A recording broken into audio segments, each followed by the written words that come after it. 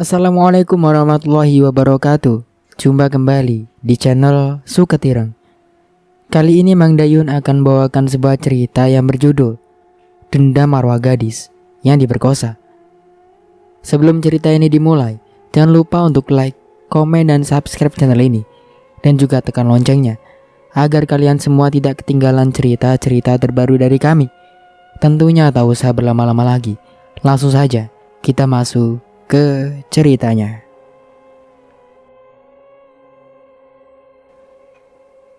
Kami saling pandang.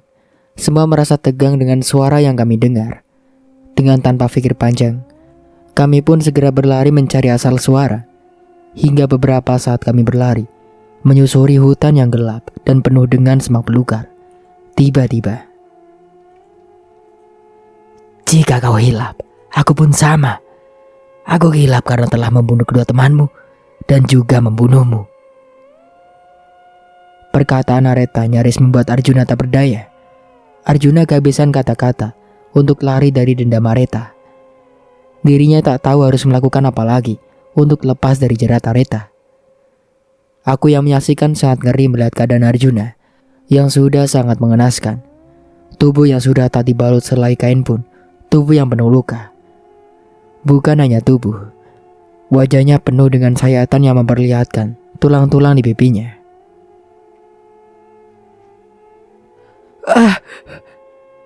Areta mengangkat tubuh Arjuna dengan mencekik lehernya. Areta dengan dendam yang membara mencekik leher Arjuna lalu mengangkatnya. Sepertinya dia sudah ingin mengakhiri hidup Arjuna. Aku dan semua yang melihat seakan tak mau mengucapkan sebuah kata-kata. Namun hanya hati yang terus berbicara. Apakah ini yang dirasakan Areta dulu saat mereka menyiksanya, setelah mengambil kesuciannya, lalu menyakitinya dengan apa yang kulihat sekarang? "Reta, tunggu!" Suara ibu menghentikan pergerakan Areta yang hendak mengunduskan kuku nuncingnya pada perut Arjuna. Areta melirik pada arah suara. Mungkin suaranya sangat dia kenal, bahkan sangat familiar di telinganya. Ibu?" Seketika Areta berhenti dan kembali wajah aslinya. "Iya nak, ini ibu." Terlihat ibu, ayah dan semua yang berada di sana. Tak lupa dengan orang tua Bambang sangat histeris menyaksikan Arjuna yang sudah dalam keadaan mengkhawatirkan. "Jangan nak, jangan lakukan itu padanya. Maafkanlah dia." Lirik ibu dengan isak tangis yang terseduh di bibirnya. "Tidak bu, aku tidak akan membiarkan mereka tenang di dunia ini. Mereka yang memisahkanku dari orang-orang yang kusayangi," sahut Areta dengan mata yang kembali memerah dan amarah yang membuncah. "Jangan Reta, kamu anak baik nak. Jangan kamu lakukan hal yang sama dengan apa yang mereka lakukan padamu. Itu sama saja nak. Ibu tahu kamu marah, ibu juga sama. Kami sama marahnya dengan mereka. Tapi kita tidak boleh sama melakukan hal yang mereka lakukan terhadap kamu nak. Mereka yang membuatku seperti ini bu. Mereka yang menjadikanku iblis. Mereka yang menanam dendam dalam diriku. Jadi jangan salahkan aku yang membalas kebiadaban mereka dengan hal yang sama," ujar Areta dengan kemarahan yang tak mampu lagi ditahannya. Dendam sudah membara di hatinya. Terlihat perbedaan yang sangat jauh dari wajahnya. Dulu Areta yang tiap hari kulihat memiliki wajah yang sangat cantik dan tenang. Namun kini berubah dipenuhi kemarahan. Siapapun takkan bisa membuatnya kembali menjadi manusia yang baik dan lemah. Kini Areta berbeda. Dia bukan lagi jelmaan manusia, tapi sekarang dia telah menjadi iblis yang dipenuhi amarah dan dendam dalam hatinya. "Tidak nak." Ibu menggeleng tak percaya dengan Areta yang ada di hadapannya saat ini. Areta yang terlihat kejam dan sangat menyeramkan, seakan siapapun yang melihatnya akan diterkam. "Hentikan Reta, biarlah hukum yang bertanggung jawab atas perbuatannya. Biarlah kami membawanya Reta," ucap ayah dengan bibir gemetar. Areta menatap tajam kami semua. Dia melirikku karena hanya aku yang tengah berdiri tanpa mengeluarkan kata-kata. Tidak akan kubiarkan siapapun menghalangi niat balas dendamku. Tegas Areta dengan suara yang berat dan parau. Semua yang mendengar hanya terisak. Begitupun Tante Rosa yang tak mampu berkata-kata melihat keadaan Arjuna yang telah mengkhawatirkan. Arjuna berusaha kembali meronta. Pikirnya Areta sedang tidak terlalu fokus padanya. Namun sayang, Areta tidak sebodoh yang Arjuna pikir. Kamu mau lari? Tidak akan kubiarkan. Seringai Areta yang melihat Arjuna hendak melarikan diri. Hatiku masih ada rasa peduli melihatnya yang dalam keadaan seperti ini. Namun kebencianku lebih dalam dibanding rasa kasihanku. Reta, Tante mohon sayang, lepaskan Arjuna. Tante mohon. Melas Tante Rosa dengan bersimpuh dan mengadakan kedua tangan di dadanya. Tidak, kalian harus merasakan apa yang aku rasakan.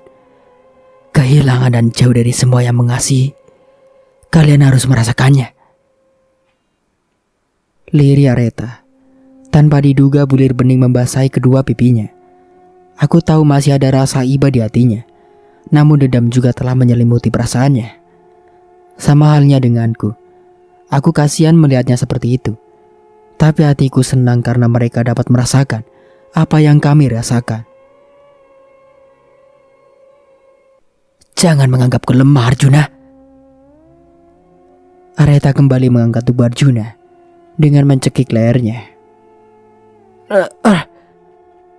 Reta, jangan nak. Areta, jangan, Tante mohon. Teriakan permohonan yang melihat Arjuna sama sekali tak membuat Areta peduli yang menghalangi niatnya. Nyawa tetap harus dibayar nyawa. Kini bukan lagi soal peduli dan rasa kemanusiaan yang ada dalam hatinya. Namun kemungkinan dendamlah yang bersemayam di hati Areta saat ini. Areta, hentikan. Pekiku yang baru kali pertama mengeluarkan sepeta kata. Hentikan, Dek. Jangan lagi menambah beban di perjalananmu. Pergilah dengan tenang. Biarlah kami yang mengurus semua duniamu. Ucapku lirih. Namun tak sedikit pun membuat Areta berubah. Meski aku ingin Arjuna merasakan apa yang dulu Areta rasakan. Tapi aku tak tega jika melihat ibu menangis, melihat kejadian naas yang kedua kalinya. Diam, jangan ikut campur urusanku. Aku tidak akan membiarkan semua yang terlibat bebas hidup di dunia, termasuk kalian berwajah munafik. Herdik Areta dengan seringai tajam menatap kami semua. Hentikan, nak.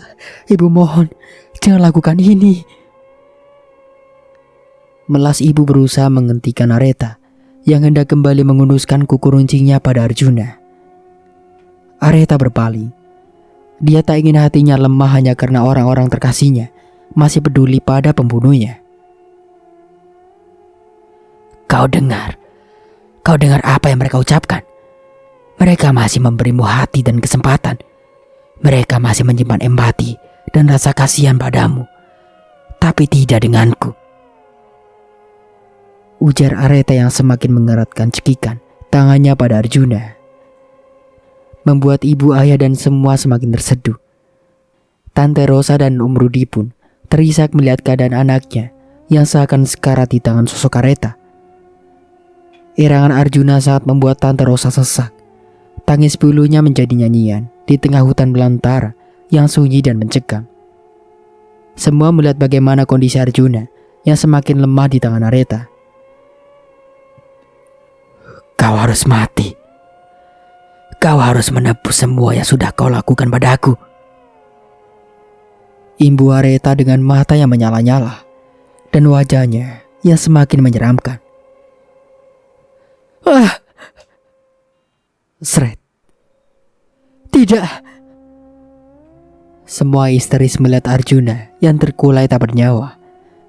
Semua menyaksikan bagaimana Areta mengakhiri hidup Arjuna dengan rasa sakit dan sisaan yang sepadan. Pagi menyapa dengan sinar mentari yang indah. Suasana pagi hari di kota Kawang Tanah, meski terbilang kota yang tengah penuh dengan permukiman warga, namun di sana dalam keadaan tentram dan tenang. Di pagi hari yang menyiratkan sebuah kedamaian, dikala semua orang yang akan membuka lembaran baru, aktivitas yang baru dengan segala pikiran yang tengah kosong karena lekas beristirahat. Tapi itu semua tidak berartikan apa-apa bagi keluarga yang tengah berduka atas kepergian orang-orang terkasih mereka.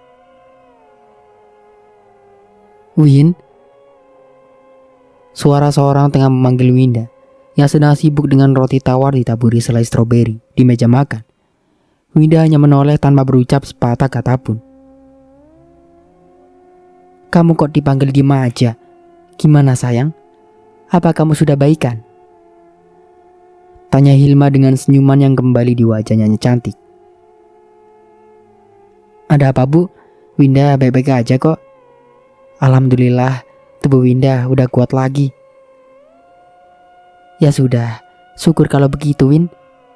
Tapi kamu belum mau ngantor kan? Sepertinya besok bu, Winda baru masuk. Tapi sudah bilang kok sama Pak Rian.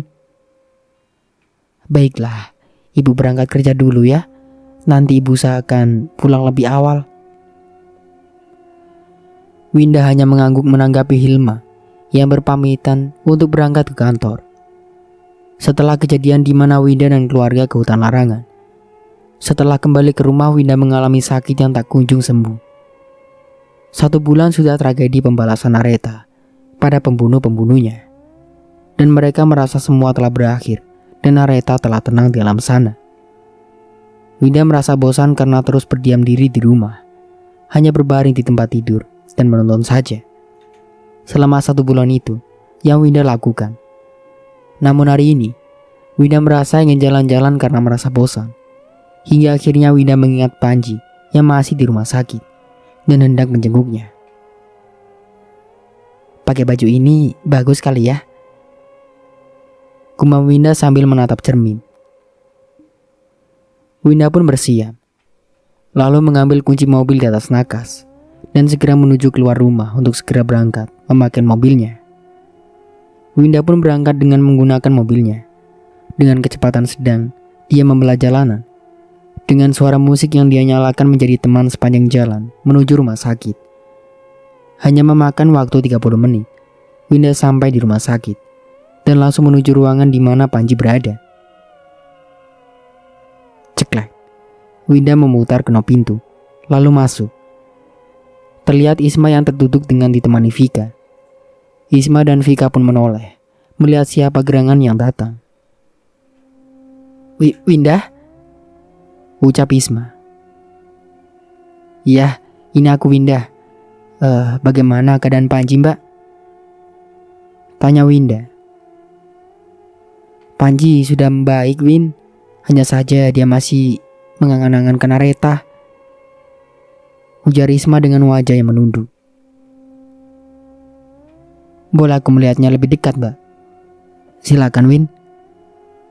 Winda pun berjalan mendekati seseorang yang tengah berbaring. Dengan perlahan Winda menyentuh tangan Panji, lalu menggenggamnya. Dan sangat penuh ketulusan, Winda pun berharap kesembuhan Panji. Cepat sembuh, Areta tidak akan senang melihatmu seperti ini. Ujar Winda dengan suara yang lirih. Tanpa diduga Panji membuka mata, lalu menatap sosok yang tengah berbicara padanya. Areta? Ucap Panji. Aku Winda, kakaknya Areta. Apa kamu lupa wajah kita hampir sama? Kata Winda dengan kelopak mata menganga dan menahan aliran yang akan membasahi pipinya. Winda, maafkan aku. Dengan kecewa Panji pun memalingkan wajahnya. Dia berharap bahwa Areta datang, namun ternyata kakaknya yang datang. Pan, aku mohon jangan terus seperti ini. Kamu harus sembuh. Areta tidak akan tenang melihatmu seperti ini. Aku hanya ingin Areta, Mbak. Aku tidak ingin siapapun lagi. Saut Panji dengan genangan yang menghangat di pelupuk matanya. Tanpa sadar, perkataan Panji didengar oleh Alinda yang baru saja masuk ke ruangannya. Vika dan Isma menoleh, namun tidak berkata apa-apa pada Alinda. Aku mohon, bangkitlah demi masa depanmu. Aku tak tega melihatmu seperti ini. Apa kamu tega melihat kakakmu terus bersedih melihat keadaanmu yang seperti ini? Ujar Winda dengan bulir bening yang sudah mengalir membasahi kedua pipi mulusnya. Vika dan Isma ikut terisak melihat Winda yang berusaha membuat Panji kembali sembuh. Alinda terisak karena kecewa dengan perkataan Panji. Semua terbawa dan terbuai dengan kesedihannya masing-masing. Apa yang bisa membuatmu kembali sembuh, Pan? Kata Winda bertanya pada Panji dengan tangan semakin erat menggenggamnya. Aku ingin Areta, Mbak. Wajahmu mengingatkanku padanya. Aku tak bisa hidup tanpanya, Mbak. Ujar Panji dengan menatap lekat manik Winda. Jika begitu, aku akan membuatmu kembali pulih. Kau mau? Sontak ucapan Winda membuat Alinda terperangah dan merasa sesak. Namun tidak bagi Vika dan Isma. Mendengar penuturan Winda, Vika mempunyai harapan untuk Panji kembali sembuh. Panji memandang Isma dan Vika, lalu menatap kembali pada Winda yang tengah menatapnya. Kamu mau menggantikan Areta di hidupku? Tanya Panji. Jika itu bisa membuatmu kembali seperti dulu, kenapa tidak? Areta akan senang melihatmu kembali sembuh, bukan seperti ini. Cukup, bagi Kalinda yang merasa tak dihargai keberadaannya. Apa kamu lupa, aku tunangan Panji Winda Permata? Hardi Kalinda dengan tangan menunjuk wajah Winda. Winda tersenyum melihat Alinda yang merasakan kepanasan melihat orang yang dicintainya memilih orang lain dibanding dirinya. Diam, di sini tidak menerima seorang pembunuh sepertimu, pengkhianat dan penjilat sepertimu. Masih untung Areta tidak membalas apa yang kamu lakukan padanya, tapi sepertinya itu hanya belum saatnya. Apa maksud kamu, Winda? Alinda merasa tegang mendengar perkataan Winda. Wajahnya memucat dan keringat dingin bercucuran. Apa maksud perkataanmu, Win? Tanya Vika keheranan. Isma dan Panji saling lempar pandang, masih tak mengerti apa yang Winda ucapkan. Alinda, kamu pikir kamu pintar, bisa membodohiku, bisa kabur dari perbuatanmu. Areta tidak membunuhmu karena dia ingin semua orang tahu bahwa kamu ikut andil dalam penculikannya. Ujar Winda dengan senyum menerka di bibirnya yang merah muda. Alinda semakin terlihat gugup, bahkan tak mampu berkata-kata. Apa kau lupa, di HP Arjuna masih tersimpan semua pesan-pesan yang kamu kirim. Di sana semua bukti kejahatan kamu telah diketahui semuanya. Bahkan Tante Rosa dan ibuku telah mengetahuinya. Alinda semakin menegang mendengar kalimat demi kalimat yang Winda katakan. Ya, setelah kepergian Arjuna, sebelum akhirnya Winda jatuh sakit, Winda telah menyelidiki semuanya, termasuk semua barang Arjuna. Apa benar yang Winda katakan, Alinda? Lirik Vika dengan menyentuh pundak Alinda, sehingga Alinda semakin tertunduk dan tak bisa melakukan sesuatu, apalagi berkata-kata. Bahkan tentang kamu memberi obat perangsang kepada Panji pun, aku tahu. Timpal Winda lagi, semakin membuat wajah Alinda memerah menanam marah. Alinda tak tahan mendengar ucapan Winda yang mengetahui semua rencananya. Alinda pun lari dengan amarah yang ditahannya. Alinda, mau kemana kamu? Vika berusaha menahan Alinda, namun teriakannya tak digubris oleh Alinda. Sudah kak, biarkan saja dia. Nanti kita urus dia setelah Panji pulih. kata Isma menenangkan Vika. Kembali mereka menoleh pada Winda. Pikirannya dipenuhi pertanyaan. Benarkah Winda akan menggantikan Areta di kehidupan Panji? Atau hanya omong kosong saja? Tidak perlu kalian bertanya. Jika memang Panji bisa sembuh dengan caraku, karena dia berharap dengan Areta, aku akan lakukan itu. Aku tidak keberatan jika dia menganggapku sebagai Areta, ucap Winda dengan penuh kepercayaan. Tidak, aku tidak akan melanjutkan hubungan ini hanya karena wajahmu mirip Areta. Aku akan menerima kamu bukan sebagai Areta pula. Aku ingin dirimu bukan sebagai orang lain. Kamu tetap Winda, pengganti Areta di hidupku, ujar Panji tegas dengan menatap kakaknya dan Winda dengan penuh harapan. Vika tersenyum mendengar perkataan Panji. Dan sekarang Panji akan berusaha kembali sembuh demi Winda, penyemangat hidupnya yang baru kembali. Panji akan berusaha menerima Winda sebagai dirinya, bukan sebagai Areta. Seminggu telah berlalu, keadaan Panji telah sedikit demi sedikit membaik. Meski terkadang kesadarannya seperti orang yang tak sadar, namun berkat Winda, Panji terus melewati masa pahitnya. Masa yang telah berlalu mereka anggap sebagai pengajaran bahwa hidup tak selalu berada dalam kebahagiaan. Ada kalanya sebuah badai akan menerjang. Winda yang masih sibuk dengan urusan kantornya, juga dengan perasaannya yang terus berusaha membuat Panji lekas sembuh. Sesungguhnya dia melakukan ini karena merasa tidak semuanya Panji bersalah. Meski Winda sempat kecewa, tapi dia berusaha membuat hatinya ikhlas. Jika Areta tidak berbuat apa-apa padanya, mungkin karena Panji tidak ada kaitannya dengan meninggalnya Areta. Mungkin Areta kecewa atas pernyataan Panji, tapi seolah Areta paham dengan keadaannya. Lepaskan, biarkan aku menemui perempuan lacur itu. Perempuan tak tahu diri. Terdengar suara teriakan seseorang dari luar, sehingga membuat Winda terhenyak dari lamunan. Dasar perempuan lacur, kau mencoba merebut calon suamiku. Kembali terdengar suara sosok perempuan yang terus membuat gaduh di kantornya, sehingga Winda memutuskan untuk melihat siapa pemilik suara tersebut. Setelah Winda keluar dari ruangannya, terlihat satpam dan beberapa karyawan sedang menghalau seseorang yang terus meronta, meminta masuk. Dengan suara teriakan yang terus mengganggu para karyawan, akhirnya penjaga berusaha mengusir meski dia terus memberontak. Alinda? Seru Winda. Terlihat tatapan tajamnya melihat sosok yang membuat kegaduhan di kantornya. Wah, berani banget ya seorang pembunuh dan dalang penculikan datang ke sini. Sinis Winda dengan senyum mengejek. Kurang ajar kau perempuan lacur.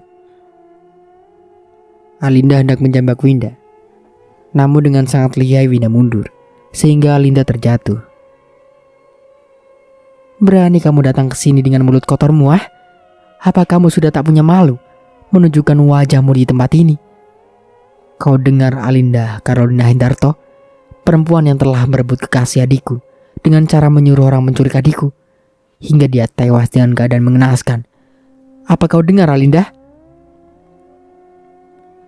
Herdik Winda dengan tangan mencekal terang Alinda. Terlihat Alinda yang meringis kesakitan, namun tak bisa melawan. Kau sahabat macam apa? Merebut kekasih sahabatnya sendiri, lalu memberinya obat perangsang agar mau memenuhi nafsu biraimu, nafsu setan yang kau miliki. Apa yang pantas kamu dapatkan? Apa? Sambung Winda kembali. Kini amarahnya kembali memanas melihat Alinda yang tak tahu malu melabrak di tempat yang tak seharusnya. Namun Winda bukan orang bodoh yang bisa dipermalukan oleh Alinda. Justru Alinda yang malu karena Winda melawannya. Diam kau, sentak Alinda. Kenapa? Apa kau takut semua orang mencemooh kamu setelah mereka tahu betapa buruk dirimu yang berwajah cantik ini?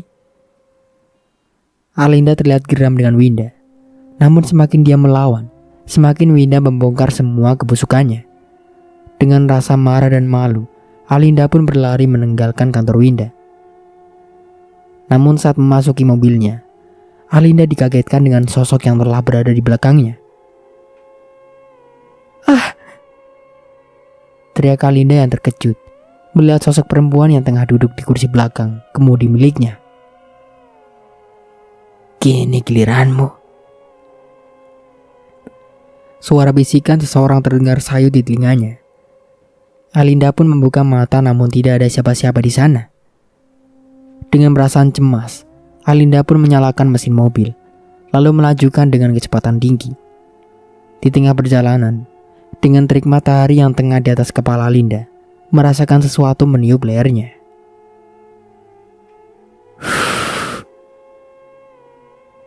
Alinda menatap ke belakang mobil. Namun betapa syoknya saat melihat sosok yang amat ditakutinya tengah berada di hadapannya.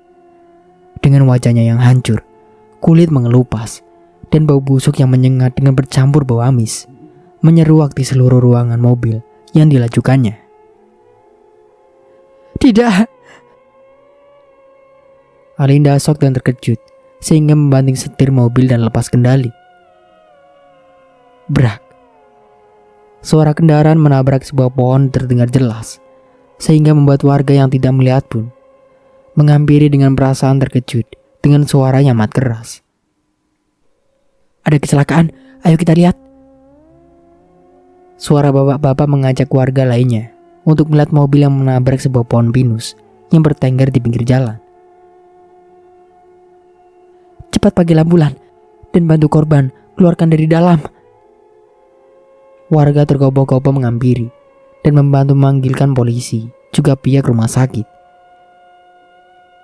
Dengan keadaan yang ramai, membuat jalanan sedikit macet karena batang pohon yang roboh tumbang di tengah jalan.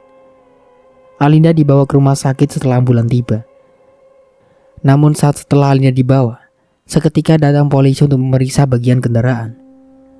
Di saat polisi tengah membatasi garis kecelakaan, tiba-tiba sebuah mobil berhenti dan melirik mobil yang tengah hancur tertimpa dan pohon. "Seperti mobil Alinda," gumam Vika. "Iya mbak, dari platnya aku hafal, itu mobil Alinda," sahut Isma. "Pak, di mana pemilik mobil kecelakaan ini?" Tanpa menjawab, Vika memanggil salah seorang polisi untuk ditanyai. "Korban sudah dibawa ke rumah sakit, Bu. Apa ibu mengenalnya?" tanya polisi yang bernama Rizik. "Apa korbannya perempuan, Pak?" "Iya, Bu." "Ya sudah, terima kasih Pak, saya permisi." "Sama-sama."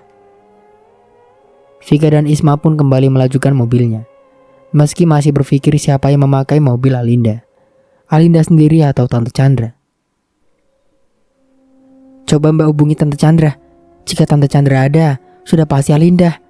Sekalian kita beritahu bahwa dia kecelakaan." "Kamu benar juga." Vika pun mengambil gawannya, lalu mencari nomor ibunya Alinda. Setelah ketemu, Vika langsung menekan tombol hijau untuk memanggilnya. "Halo Tan, apa Tante baik-baik saja?" sapa Vika sesaat sambungan telepon tersambung. Iya Vika." Suara Chandra di seberang sana. Terdengar isak tangis Chandra menjawabnya. "Loh, Tante kenapa?" "Alinda, Vik. Alinda kecelakaan," ujar Chandra dengan suara sesenggukan. "Jadi yang tadi kecelakaan itu Alinda? Ya sudah, Vika ke rumah sakit sekarang, Tan." Vika pun memutuskan sambungan telepon tanpa menunggu jawaban Chandra.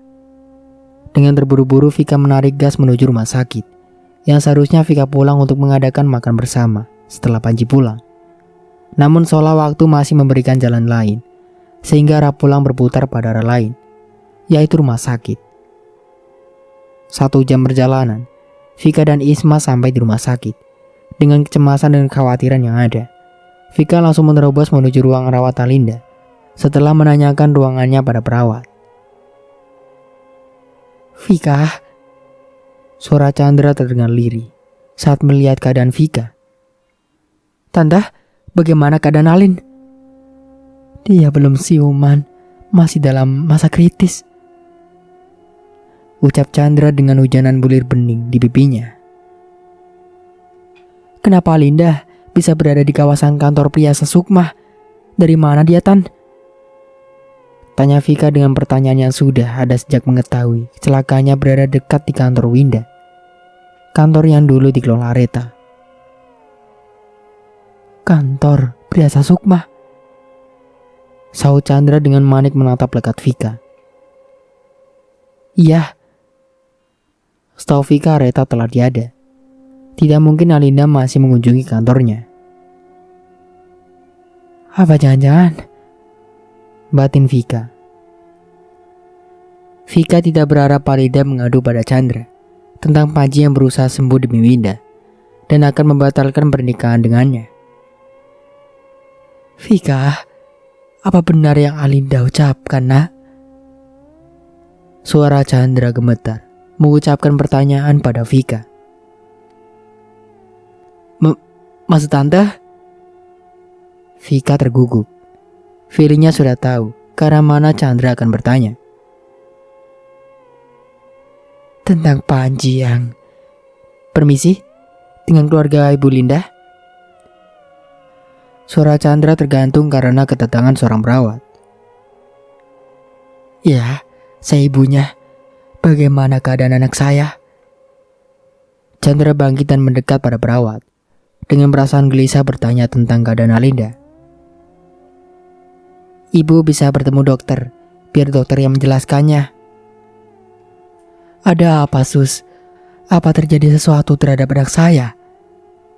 Tanya Chandra dengan kekhawatiran yang mendalam. Mohon maaf, saya harus memberi berita duka ini kepada keluarga pasien yang bernama Alinda Carolina. Dengan sangat saya mohon maaf bahwa pasien... Dokter menggantung ucapannya. Terlihat Chandra, Vika dan Isma yang tengah dipenuhi rasa gelisah karena mendengar kata duka yang dokter ucapkan. Pasien sudah meninggal dunia. Meninggal? Suara Chandra tergugup mendengar kabar duka yang dokter sampaikan. Bagikan disambar petir di siang hari, sesak dan pahitnya yang Chandra rasakan. Anak satu-satunya harus meninggal. Alinda. Chandra lari memasuki ruangan Alinda. Rosa terhuyung setelah melihat Alinda yang sudah tertutupi oleh kain di sekeruruan. Semua menangis tak menyangka dengan apa yang terjadi. Beberapa hari lalu, Alinda masih menemani mereka. Dan sekarang, semua tinggal nama. Sabar tante, sabar. Ucap Vika berusaha menenangkan Chandra. Alin. Lirih Chandra yang kemudian tak sadarkan diri. Keadaan Chandra terguncang, sehingga membuatnya tak sadar. Dengan keadaan yang tak tenang, Vika menghubungi Hendarto, suami Chandra, dan juga memberi kabar bahwa Alinda telah tiada. Setelah menunggu beberapa jam, Hendarto datang dengan beberapa keluarganya.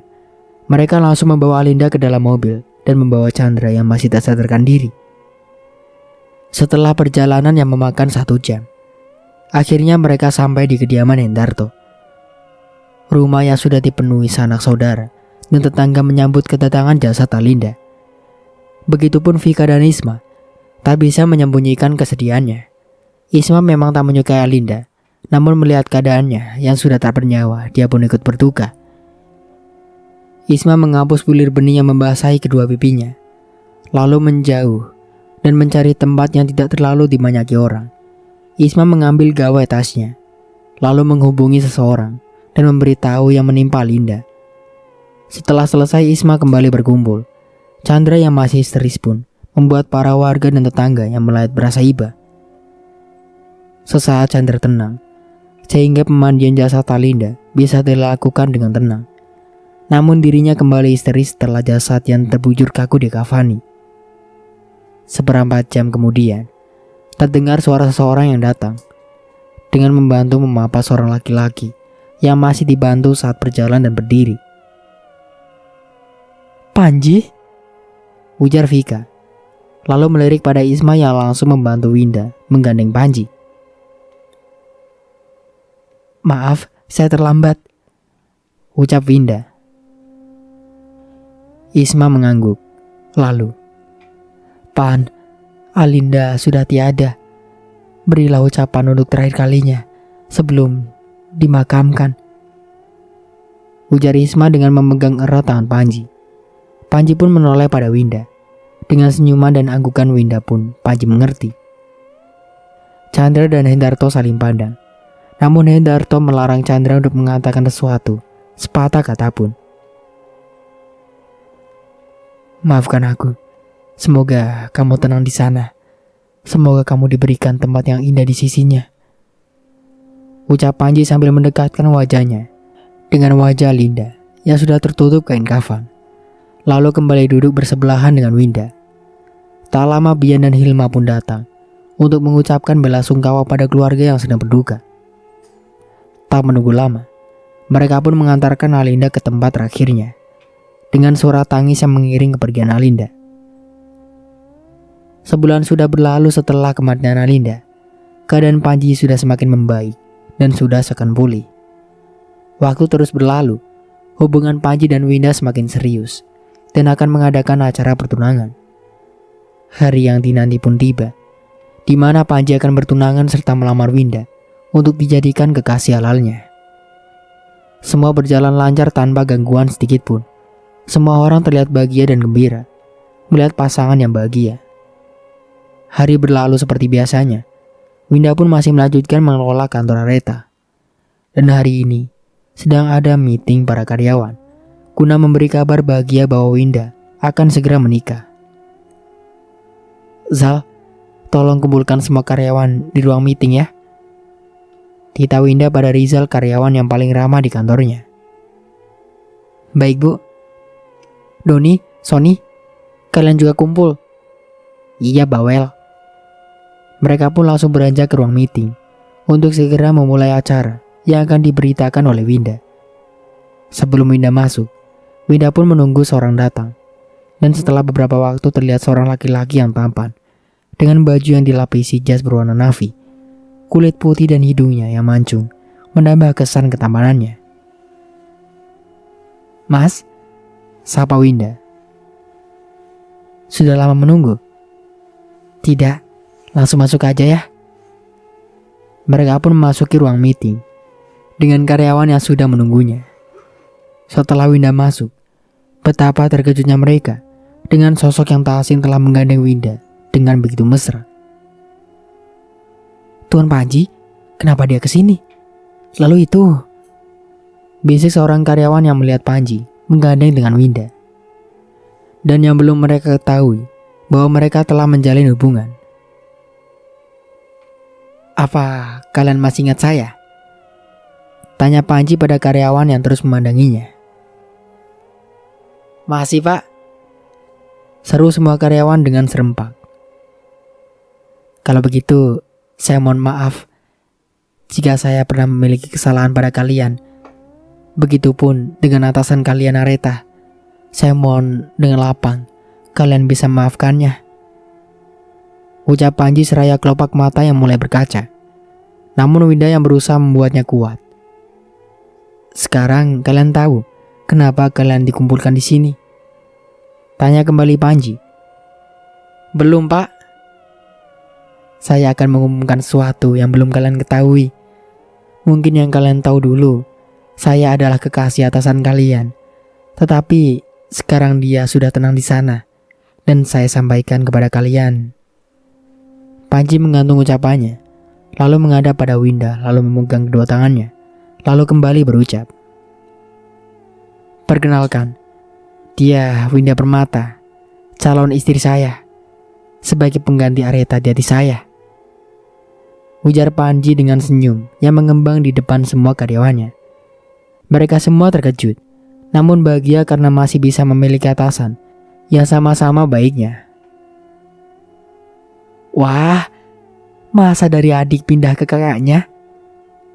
ujar seorang perempuan yang ternyata Dina, teman Winda dan Areta. "Kalian jangan salah paham. Winda yang membuat saya kembali pulih setelah saya drop karena kehilangan Areta. Dan kemiripan mereka membuat saya tidak ingin kembali kehilangan orang yang saya cintai. Namun kalian harus tahu satu hal. Saya mencintai Winda dengan tulus bukan karena wajahnya yang persis dengan almarhum, tapi berkat dia, saya masih bertahan dan kuat berjalan di muka bumi ini. Jelas Panji panjang lebar. Panji tidak ingin orang berpikir bahwa Winda mengambil kesempatan atau lainnya. Dia tidak ingin orang berpikir buruk tentang calon istrinya. Wah, selamat ya Bu. Saya doakan semoga lancar sampai hari H ya. Ucap salah seorang karyawan bernama Uci. Terima kasih Uci. Mereka semua merayakan kebahagiaan bosnya. Ia akan segera menikah. Namun tanpa mereka sadari, ada yang menahan marah di antara kebahagiaan mereka. Lihat saja, akan aku buat kalian menyesal. Lirik sosok perempuan yang dengan amarah yang tengah melanda. Semua orang sibuk bersorak, melihat kebahagiaan demi kebahagiaan, dan sangat gembira karena masih diberikan kesempatan menata masa depan. Pasangan yang terus tersenyum dengan kebahagiaan yang mereka rasakan, seolah semua takkan pernah berubah, dan hanya ada sebuah kebahagiaan. Hingga hari pernikahan pun tiba. Mereka telah tergugup menunggu momen yang selalu dinantikan akan tiba. Para tamu sudah sangat bahagia memandangi kedua mempelai yang sama-sama tergugup di acaranya sendiri. Kebahagiaan berbaur di satu kediaman, membuat semua lupa dengan masalah yang ada. Mereka hanya sibuk dengan satu, kebahagiaan yang saat ini mereka rasakan. Berharap semua takkan pernah berakhir. Semua keluarga bahagia dan penuh suka bersama pengantin yang baru saja bersumpah untuk selalu bersama dalam suka maupun duka, dan selalu mengisi kekurangan satu sama lain. Begitulah akhir dari ceritanya. Saya Mang Dayun pamit undur diri. Sampai jumpa lagi di video cerita terbaru berikutnya. Kurang lebihnya mohon maaf. Wassalamualaikum warahmatullahi wabarakatuh.